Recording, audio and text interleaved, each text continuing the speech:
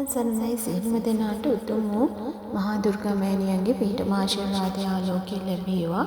තමන්ගේ සියලු ප්‍රාර්ථනා ඉෂ්ට සිද්ධ වේවා කියලා ප්‍රාර්ථනා කරනවා සියලුම දරුවන්ට. ඇත්තටම තමන්ගේ ජීවිතයට යම්කිසි ආකාරයේ වරම්මාලාවක් පැමිණියට පසුව ඒ වරම්මාලාව සකසා ගන්න නොයෙකුත් විදිහට දේවල් භූමිය වලට ස්ථාන භූමිය වලට දරුවන් ගමන් කරනවා. ඇයි ඒ තමන්ගේ ජීවිතයට එන්නා වූ මේ වරම්මාලාව පිළිබඳ සැක සහිතව තියෙන ප්‍රශ්න විසඳා ගැනීමට වගේම තමන්ගේ වරම්මාලාවෙන් නිරන්තරයෙන්ම පිහිටක් ලබාගෙන අන් අයට පිහිටක් වෙන්න. ඒ වගේම තමයි තමන්ට කැඹුරුමක් ලැබෙනවා කියලා නිරන්තරයෙන්ම ලැබෙන නිසා කැඹුරුම ලබා ගන්නත් මූලික කරගෙනම තමන්ගේ වරම්මාලාව සුද්ධ පවිත්‍ර කරගන්න තමන් දේවස්ථාන කරා යනවා. ඇත්තටම දෙවියන්ගෙන් ලැබිච්ච මේ වරම්මාලාවට අපි නිරන්තරයෙන්ම බලන්න ඕනේ වරම්මාලාවෙන් අපට යහපතක් ඉෂ්ට සිද්ධ කරන්න පුළුවන්ද?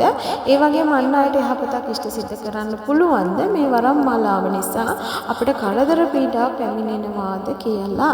මෙන්න මේ ආකාරයේ මුලින්ම අපි දැනගත්තට පසුව වරම සම්බන්ධව අපි නිරන්තරයෙන්ම කැඹුරු මාලාවක් ගැන හිතන්න උවමනාවක් තිබුණත් එය හරියාකාර වේ ගැනම සිතා වැඩ කටයුතු කරන්න මුල් වෙන්න එපා. මොකද නොයෙකුත් ආකාරයෙන් අද මාගාවට එන වරන් දරුවන්ගේ කැමැත්තම අද දේවාල භූමිය අද විවෘත කරලා හෙට වෙනකොට ජනයාගෙන් පිරී පවතින්න ඕන. ඇත්තටම දරුවනේ Tamanට අත්දැකීමක් නැතුව Tamanට නිරන්තරයෙන්ම වැඩ කටයුතු කරගන්න හරියාකාර යන්ත්‍ර මන්ත්‍ර නැතුව ඒ වගේම Tamanට හරියාකාර දිෂ්ටි සීමාවක් විතරක් තිබුණාට තවත් කෙනෙකුට සෙතක් සලසන්න පුළුවනිද හෙට දවසේම નિરાයාසයෙන් ජනයාගෙන් පිරී පවතිනවාද කියන එක පොඩ්ඩක් හිතන්න උවමනා කරුණක්.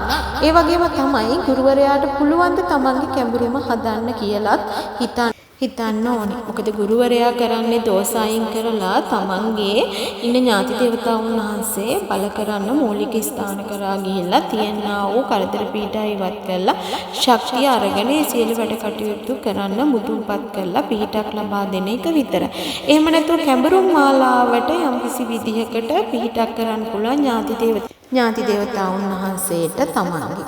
ඉතින් ඥාති දේවතාවුන් වහන්සේට ඒ ශක්තිය වඩන්න නම් මම නිරායාසයෙන් මේකට අවශ්‍ය කරන කුසල් මූලික කරගෙන වැඩ කටයුතු කරන්න ඕනේ. තමන්ට කැඹුරුම නැත්තම් ගුරුවරයාට ඇඟිල්ල දික් කරලා වැඩක් නෑ මයි පුතේ තෙරුවන්